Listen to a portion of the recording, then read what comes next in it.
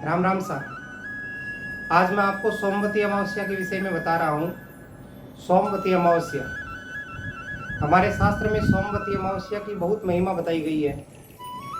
आप लोग जानते ही होंगे कि आगामी 8 अप्रैल 2024 वार सोमवार को अमावस्या तिथि है और ये सोमवार के दिन है। तो सोमवार को पड़ने वाली अमावस्या को सोमवती अमावस्या कहते हैं। पांडव लोग सोमवती अमावस्या का इंतजार करते रह गए।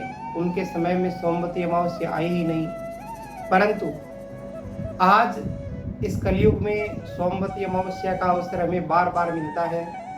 ये एक ऐसा अवसर है कि सोमवती अमावस्या के दिन किया गया दान, पितरों का तर्पण, हवन का कार्य, रुद्राभिषेक, गौदान इत्यादि कोई भी प्रकार के दान इत्यादि किए जाए, उनका फल अक्षय फल प्राप्त होता है। इसीलिए मैं आपको बताना चाहता हूँ कि सोमवती अमावस्या बहुत ही श्रेष्ठ दिन है और इस दिन क्या करना चाहिए।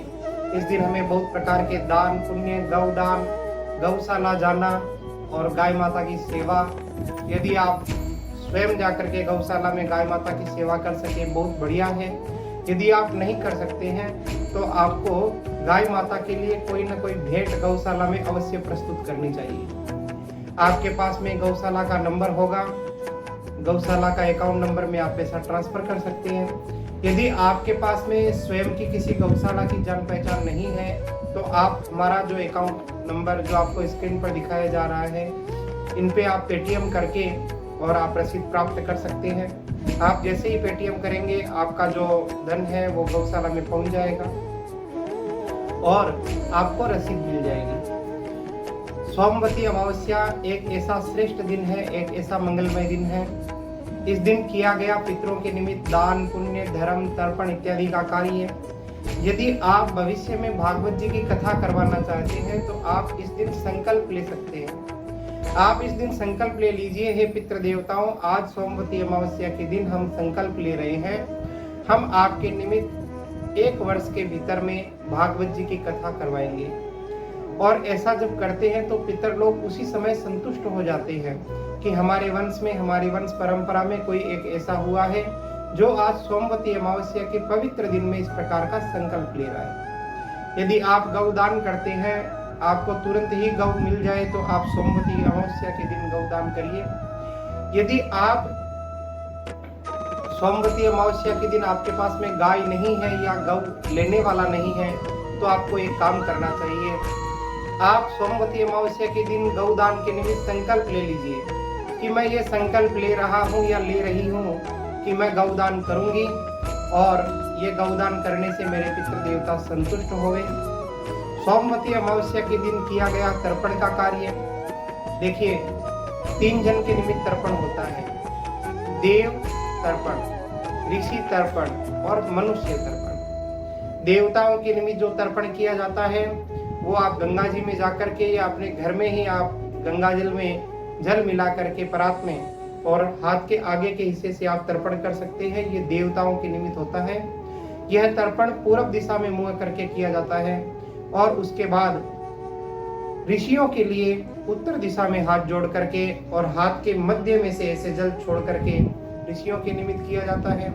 और पितृ देवताओं के लिए दक्षिण दिशा में मुंह करके और ऐसे अंजलि बना करके दाहिने हाथ के अंगूठे की तरफ से आपको जल छोड़ना है और इस प्रकार जो तर्पण किया जाता है वो पितरों के निमित्त किया जाता है। सोमवती अमावस्या के दिन ब्राह्मण भोजन का बहुत विधान है। ब्राह्मण भोजन पितरों के निमित्त किया जाता है। ब्राह्मण भोजन और अन्य प्रकार के अभ्यागत भोजन, अतिथि भोजन इत्यादि, गाय माता की सेवा और पंचबली अवश्य निकालनी चाहिए। कोई भी पितरों के निमित्त जो श्राद्ध इत्यादि के कर्तव्य होते हैं उनमें पंचबली का बहुत महत्व है। पंचबली के अंदर सबसे पहली बलि जो होती है वो गाय माता की होती है। हे गाय माता, ये जो प्रथम भाग है हम आपको समर्पित करते हैं। दूसरा भाग कुत्ते के लिए है और ऐसा बोलना चाहिए कि ये श्वान के लिए है और इस पर मेरा कोई अधिकार नहीं है। और तीसरा भाग जो होता है वह कौवे के लिए है। ये मैं तृतीय भाग कौवे के लिए निकाल रहा हूँ, इस पर मेरा कोई अधिकार नहीं है। और चतुर्थ भाग जो होता है वह अतिथि के लिए होता है।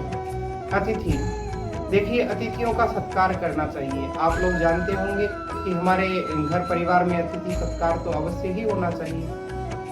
और जिस घर में अतिथियों का सत्कार नहीं होता है, पितृ देवता उस घर से रुष्ट हो जाते हैं, उस घर से नाराज हो जाते हैं। इसलिए क्या करना चाहिए, जब भी पितृ देवताओं की पूजा की जाए और पितृ देवताओं के निमित्त जो भोजन दिया जाए, उस समय में आपको अतिथियों के निमित्त भी अन्न निकालना चाहिए।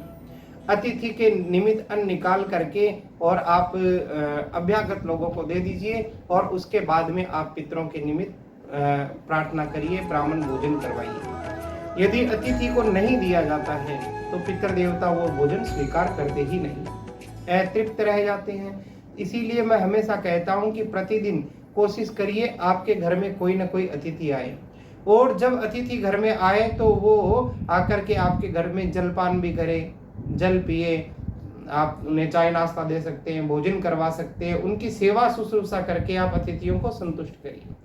जो लोग अपने घर में आए हुए अतिथियों को संतुष्ट करते हैं, पितृ देवता उन पे प्रसन्न होते हैं। यदि पितृ दोष भी उनके होता है तो उसकी भी शांति होती है। और इसके बाद में पांचवा हिस्सा जो है वो है चिंटी का। आप पांचवा हिस्सा चिंटी के निमित्त दे दीजिए और हाथ जोड़ करके प्रार्थना करिए कि इस पर मेरा कोई अधिकार नहीं है। इस प्रकार आपने पंचबली की है। सबसे पहला जो अन्न निकाला है वो गाय के निमित्त निकाला है, और दूसरा अन्न जो निकाला है वो आपने कुत्ते के निमित्त निकाला है, स्वान के निमित्त, और तीसरा निकाला है आपने कौवे के निमित्त, चौथा निकाला है आपने अतिथि के निमित्त, और पांचवा निकाला है चिंटी के निमित्त। इस प्रकार 5 हिस्सा प्रतिदिन हमारे भोजन में से निकलना चाहिए। और यदि इस प्रकार का 5 हिस्सा प्रतिदिन के भोजन से निकलता है तो समझ लीजिए हम अतिथि का सत्कार करते हुए पितृ देवताओं को प्रसन्न करते हैं। और यदि हम इस प्रकार का भोजन ग्रहण करते हैं तो वह शुद्ध अन्न माना जाता है। यदि हम प्रतिदिन नहीं निकाल सकते, बहुत सारे लोग बोलते हैं कि गाय माता को हम प्रतिदिन देना चाहते हैं परंतु गाय अवेलेबल नहीं है। मैं ये कहता हूं कि आप प्रतिदिन का नियम बना लीजिए कि गाय माता की एक रोटी, बाजार से हम जब खरीद के लेके आते हैं साधारणतया 10 रुपया में एक रोटी मिल जाती है। आप प्रतिदिन का 10 रुपया गाय माता के निमित्त एक डब्बा बना लीजिए, बॉक्स बना लीजिए, उसके अंदर आप गाय माता के लिए 10 रुपया प्रतिदिन डाल दीजिए। 30 दिन का कितना रुपया हो गया? 300 रुपया। और वो 300 रुपया लेकर के आप प्रत्येक महीने की अमावस्या को या आप अपने पितरों की किसी तिथि को आप गौशाला में जाकर के आप भेंट करके आइए। यदि आप गौशाला नहीं जा सकते तो आप एक काम करिए, गौशाला का अकाउंट नंबर रखिए, या आप मेरा अकाउंट नंबर, मेरा पेटीएम भी रख सकते हैं, और उस पेटीएम नंबर पर आप ट्रांसफर करके और ऐसा लिख दीजिए कि ये मैं अपने पितरों के निमित्त गौशाला में भेंट कर रहा हूं। आपको तुरंत ही रसीद भी प्राप्त हो जाएगी। इस प्रकार का कार्य यदि आप करते हैं तो आपके द्वारा 1 वर्ष में, यानी प्रति वर्ष आपके द्वारा 3600 रुपया गौशाला में चला जाएगा। और ऐसा ही संकल्प प्रत्येक व्यक्ति लेगा तो समझ लीजिए कि आज सारे लोग अगर इस प्रकार का संकल्प लेते हैं, प्रत्येक घर में से 3600 रुपया प्रति वर्ष जाता है गौशाला में, तो आज गौशाला भी धनाढ्य हो जाएगी और गौशाला में गाय माता के लिए किसी प्रकार के कोई अन्न की इत्यादि, चारा इत्यादि की कोई कमी नहीं रहेगी। इस प्रकार का संकल्प लीजिए। ये सोमवती अमावस्या आपके लिए मंगलमय हो, कल्याणकारी हो, आपके पितृ देवता भी प्रसन्न होवें। एवं एक विशेष विधान मैं आपको बता रहा हूँ, सोमवती अमावस्या को पीपल के वृक्ष का पूजन करना चाहिए।